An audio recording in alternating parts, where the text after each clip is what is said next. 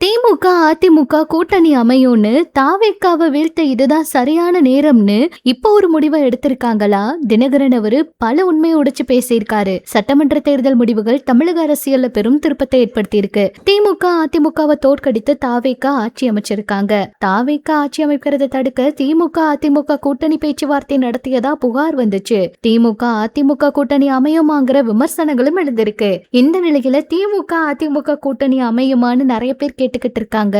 அரசியல் சூழ்நிலை யார வேணாலும் இணைக்கும். திமுக அதிமுக கூட்டணி உருவாகிறது நியாயம்தான். டிடிவி தினகரன் அவரு இந்த விஷயத்த ரொம்ப பகீர்னு சொல்லியிருக்காரு. மதுரையில என்ன சொல்லியிருக்காருன்னா, அரசியல் சூழல் யாரையும் இணைக்கும். பேரறிஞர் அண்ணாவும் ராஜாஜியும் ஒன்றிணைஞ்சிருக்காங்க. கடந்த காலங்கள்ல பல உதாரணங்கள் இருக்கு. திமுக கூட்டணியில இருந்தவங்களை இழுத்து அமைச்சரவையில இணைக்கிறது நியாயம்னா எந்த கூட்டணியும் நியாயம்தான். திமுக அதிமுக கூட்டணி உருவானாலும் ஆச்சரியம் இல்ல. இந்த தேர்தல விஜய் ஒரு 35% எங்க கூட்டணி 25%, திமுக கூட்டணி அதை விட கூடுதல் வாக்கு வாங்குச்சு. தாவேக்கா 108 தொகுதிகள்ல வெற்றி பெற்றா அதை வீழ்த்துவதற்கான வியூகத்தை எதிர்கட்சி அமைக்கும். 50-60 வருஷம் சேவை செய்தாரா விஜய் அவரு? சினிமா கவர்ச்சியில தான் விஜய் அவரு வந்திருக்காரு. கரூர்ல உயிரிழந்தவங்களோட குடும்பத்துக்கு அரசு வேலை அப்படிங்கிறது கடத்தேங்காயை எடுத்து வழிப்பிள்ளையாருக்கு உடைக்கிற கதை. காங்கிரஸ் கம்யூனிஸ்ட் IAML மீது விஜய் அவருக்கு நம்பிக்கை இல்ல அப்படின்னு நினைக்கிறேன். குதிரை பேரம் அப்படின்னா கோவப்படுறாரு. MLA-க்களை ராஜினாமா செய்ய வச்சு இந்த மாதிரி விஷயங்கள் பண்ணது ஊழல் தான். களவாணி அப்படின்னு முதல்வர் பேசுறாரு. அப்படின்னா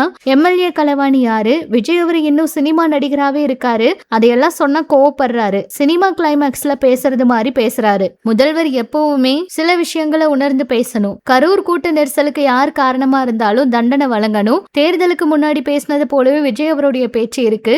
ஆட்சி கலைஞ்சிருமோ அப்படின்னு விஜய் அவருக்கு பயம் இருக்கு. அமமுகவோட அடுத்த கட்ட நகர்வு குறித்து ஆலோசனை நடத்தி வரோம். நாங்க அதிமுகவுக்கு அந்த கூட்டணிகள் தான் இருக்கோம். அமமுகவும் ஜெயலலிதா அவங்களோட கட்சி தான் அப்படின்னு அவர் பேசியிருக்காருங்க.